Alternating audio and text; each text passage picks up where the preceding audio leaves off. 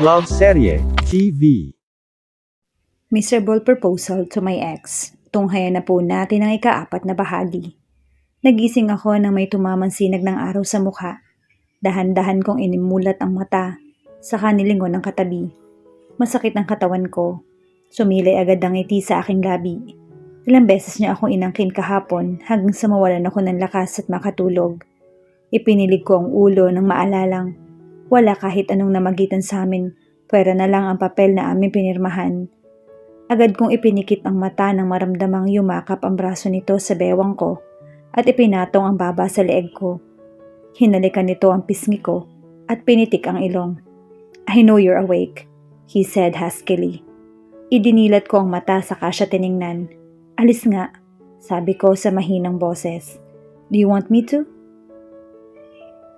Sabi nito saka mas isiniksik ang sarili. "Oo na, ako na ang marupok." Puwisit. "Mommy!" Sigaw ni Dayla saka umambang tatalon, pero agad na tumayo si Gio at siyang sumalubong dito. "Mommy is sick. Come on, kiddo. I'll cook your breakfast. What do you want?" he asked Dayla while putting on his white sando. He winked at me bago kinarga si Dayla papunta sa labas. His good side is showing again, and I like it better than his heartless side. Tumayo ako at binalot ng kumot ang katawan. Nagtungo ako sa banyo saka inalis ang kumot at tinapon sa labas bago sinuot ang bathrobe. Naligo muna ako bago nagbihis ng komportableng damit. Lumabas ako sa kwarto namin habang pinapatuyo ang buhok gamit ang tuwalya. Nasa kalagitnaan ako ng hagdan nang may marinig akong tawanan sa ibaba. "God, man, I didn't know you are already married," narinig kong sabi nung isa. "Me too. He is too secretive when it comes to relationship," puna ng isa. "Shut up." "Primo, ikaw tong hilig magtago ng sikreto," sagot naman ni Gio. "I heard you bed Steph, the girl in a short hair and beautiful," sabi nung isa. "Come on dude, it was just a dare. I didn't know nakakagat agad yon. Such... Oh my God, pare-pareho lang sila." Naglalakad na ako patungo sa dining area. Nakita kong nakaupo sa counter ang isa sa mga lalaki doon. Bale, 5 sila doon, kasama ang asawa ko. "Mommy!" tawag ni Dayla, saka pinapak ang paa ng manok. Adobo siguro ang niluto ni Gio. Lumapit si Gio sa akin at saka iniyakap yung braso sa bewang ko. "This is my wife, Aya, Ariana." Pagpapakilala niya. "Hi, beautiful. I'm Primo by the way. Architect Primo Sanchez." Pagpapakilala na kulay silver ang buhok, matangkad at may matipunong pangangatawan. Inilihad niya ang kamay na tatanggapin ko sana. Kaso si Gio tinapik yung kamay ko. "Ouch, man," sabi nito sabay himas at dama sa kamay. "I'm Umo Sarmiento." Pagpapakilala naman ng isa. Kamukha niya yung unang nagpakilala. Ang kinabahan lang ay parang maseryoso ito at hindi pala salita. "Umo is an engineer," singit ni Primo. Tumango lang ako. "Raida, I'm a doctor, but I work abroad. It's nice to finally meet you," sabi niya at nginitian ako. "I'm Harpy. I'm the owner of the well-known security agency worldwide, so if you need my help, just call me," sabi nito. Bigati naman pala mga kaibigan niya. "Dahil sa kwarto ka muna pagkatapos kumain. Hintayin mo ako doon," sabi ko. Tumango naman si Dayla. Pagkatapos kumain ay nilagay na nito ang pinggan sa lababo at naglakad palabas sa kusina. Nang makaalis si Dayla, agad ako nilingon ni Primo. "Layuan mo si Steph," sabi ko sabay talikod. Kinalas ko ang pagkakayakap ni Gio at sumunod sa kwarto ni Dayla. I hate playboys. They are indeed... Oh my God. Naramdaman ko yung sumunod. Si Gio sa akin at hinila ko sa siko. "Why sudden change of your mood?" he asked. "I hate your friends," sagot ko. "You should," sagot naman nito na ikinalito ko. "Doon ka na nga sa kanila. Papaliguan ko na lang si Dayla. Pakisabi na rin doon sa sinasabi mong babysitter na bilisan niya. Ayoko malit sa meeting." Pabose, nasabi ko, saka siya tinalikuran at nagmarcha na paalis. "Sa company tayo. I already arranged a board meeting and I am already 10 minutes late." Reklamo ko. Okay, just calm down. What's with being so moody today?" Sabi niya, I just hate your friends. Pagdadahilan ko. I indeed hate them. Kasi naman he only bed Steph just because it was a dare. No strings attached. At nakakawalang respeto para sa akin. Because I am a woman too. I know how it feels to be played with. You know what you're not late, okay? You're overacting. Come on. Ba't ka ba nagagalit sa mga kaibigan ko? They are just being friendly. Sabi niya pa. They are two boys like you, not us girls. You only see us as a toy to be played with. And I hate that. There, I said it. Yan ba ang kinagagalit mo? Come on, si Steph. She's Primo's and Umo's stepsister. And they are just playing around. They didn't do anything wrong. Sabi niya, don't do anything wrong? Oh, technically yes. Kasi nga stepsister sila, kaya pwede na nilang paglaruan. Come on, come to think of it. Paano if mag-switch tayo ng position? If I'm a man while you're a woman, how would you feel if one of you gets played? Ha? Sabi ko, Aya, let's not fight with this, come on. Pag-give up na sabi niya. Okay, suko ka na din. Di porket lumalabas na ang kabilang side niya, pwede na niyang i-tolerate ang mga attitude ng kaibigan niya. Fine, I'll talk to Prima about this. Just please don't ruin my mood for today. Sabi niya sa seryosong mukha. I just smirk. Kutusan kaya kita dyan eh. Gio is holding my waist as we walk inside the company building. All the employees' eyes bore on us. Hindi ba't si Ma'am Aya yan? Tanong nung isa sa mga nadaanan ko. Oo nga, nagbalik na pala siya.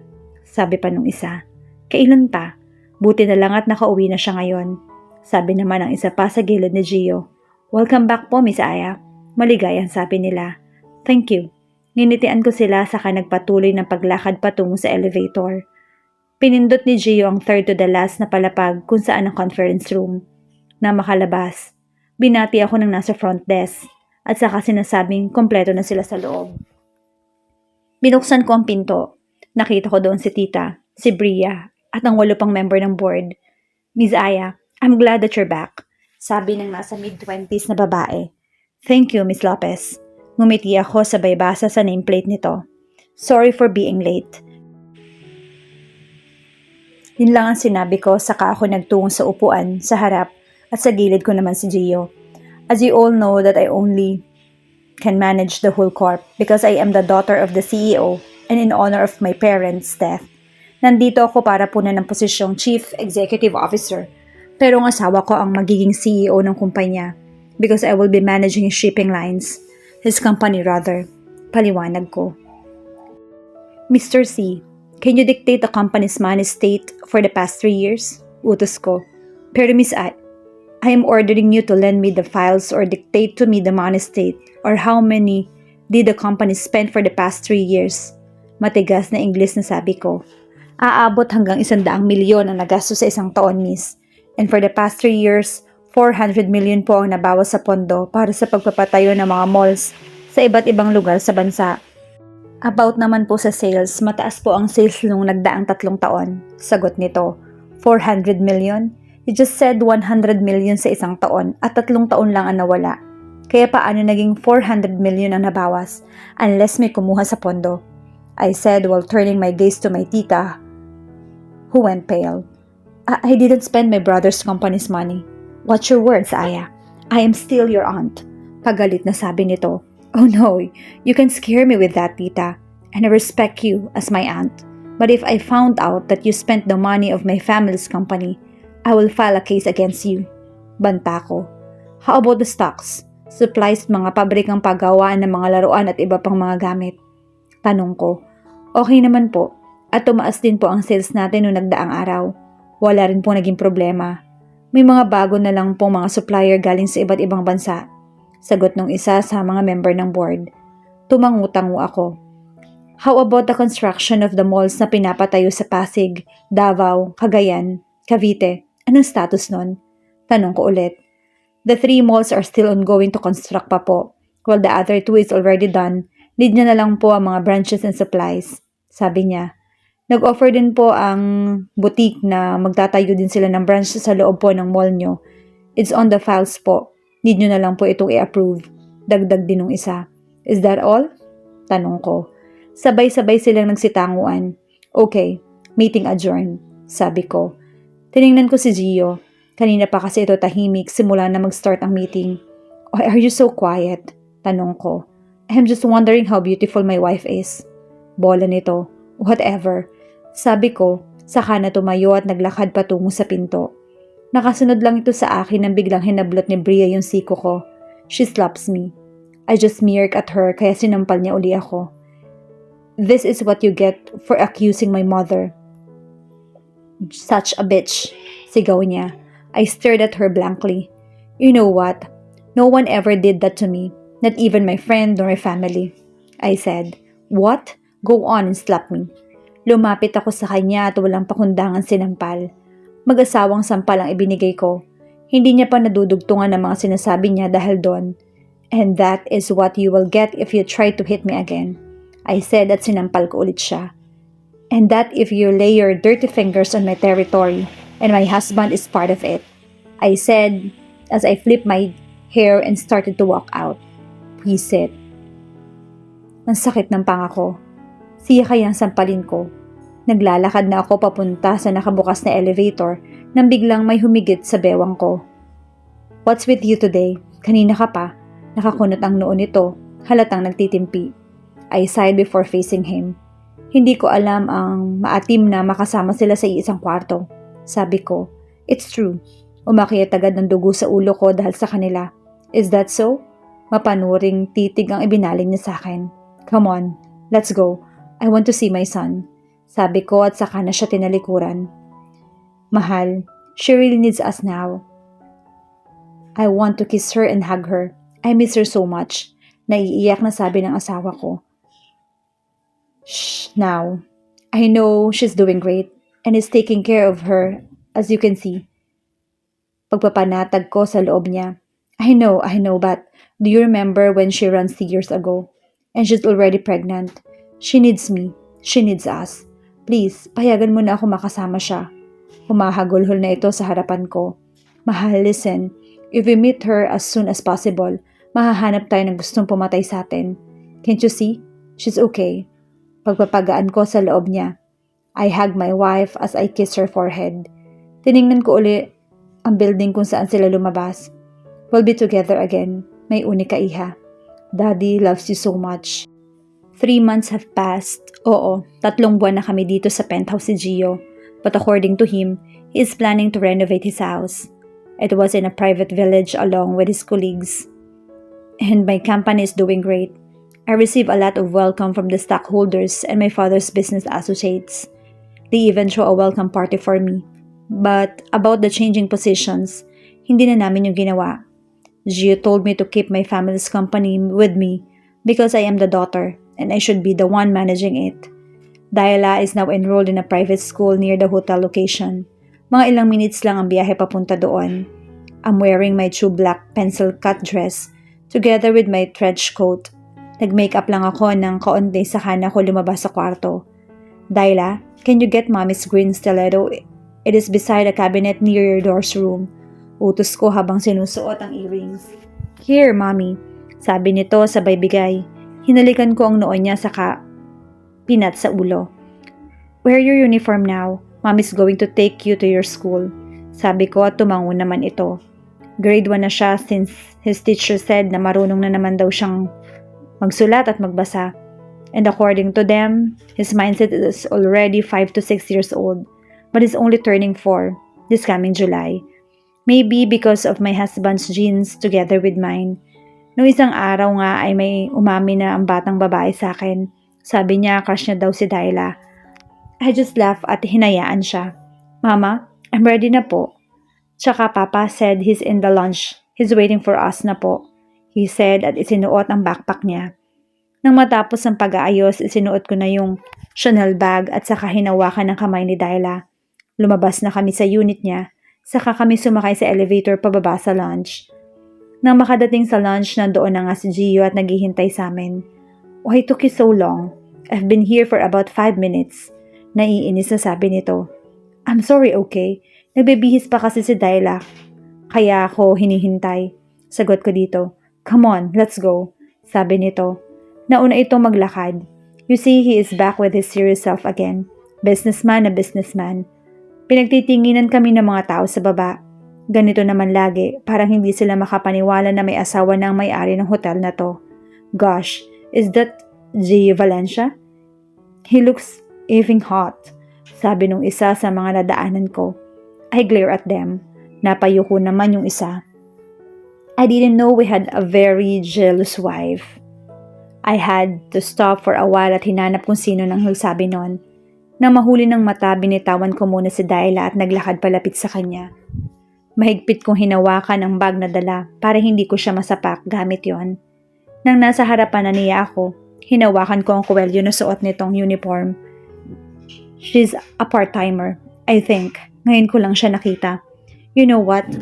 Imbis na pagchismisan kayo, why don't you just do your job properly instead of meddling someone's business?